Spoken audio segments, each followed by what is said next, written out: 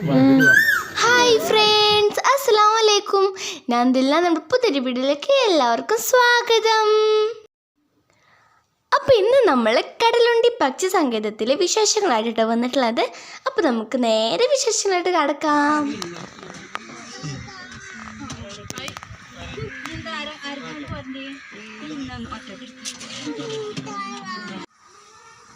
ഇപ്പം ഞങ്ങളിവിടെ എത്തിയിട്ടുണ്ട് കേട്ടോ. ഞങ്ങളിവിടെ വണ്ടി പാർക്ക് ചെയ്തിട്ട് അങ്ങോട്ട് നടന്ന് പോവാണ്.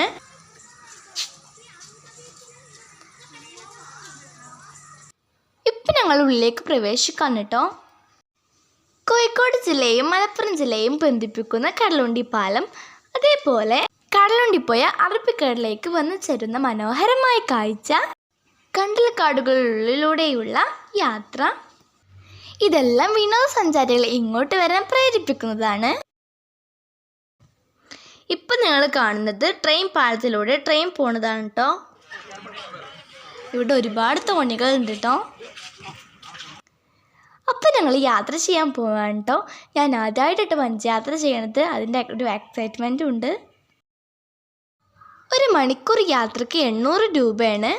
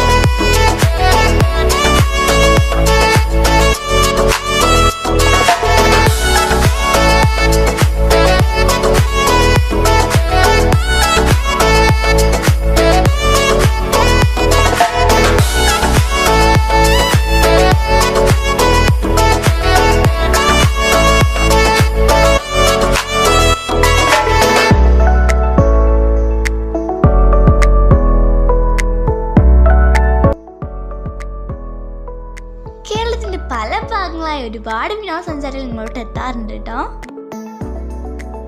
കേരളത്തിൻ്റെ പ്രതീസ എന്നറിയപ്പെടുന്ന ഈ പക്ഷി സങ്കേതത്തിലേക്ക് വരാൻ ആഗ്രഹമുള്ളവർ സെപ്റ്റംബർ ടു മാർച്ച് മാസങ്ങളിൽ വരികയാണെങ്കിൽ ഒരുപാട് പക്ഷികളെ കാണാൻ സാധിക്കും കേട്ടോ.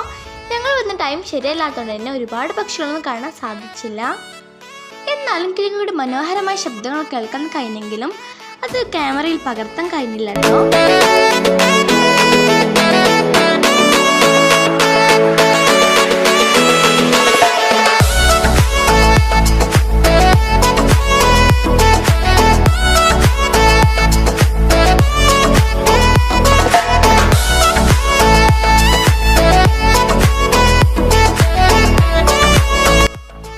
ഞങ്ങൾ കണ്ടൽക്കാടിൻ്റെ ഉള്ളിലൂടെ യാത്ര ചെയ്യാൻ കേട്ടോ. ഒരു പ്രത്യേക ഫീലായിട്ട് വഞ്ചി യാത്ര ചെയ്യുന്നത്, അത് നിങ്ങൾ അനുഭവിച്ചറിയണം. അടിപൊളിയാട്ടോ. അപ്പോൾ ഇതൊക്കെ കാണുമ്പോൾ നിങ്ങൾ വിചാരിക്കുന്നുണ്ടാവും ഇത് കൊമ്പാണെന്ന്. പക്ഷെ ഇത് കൊമ്പല്ല കേട്ടോ, ഇത് വേരാണ്. 25 വർഷങ്ങൾക്ക് മുമ്പ് ഒരാളത് കുഴിച്ചിട്ടതാട്ടോ. അപ്പോൾ ഇത് എല്ലായിടത്തും പരന്ന് ഇപ്പോൾ നമ്മൾ ഈ കാണുന്നത് പോലെ ആയതാണ്.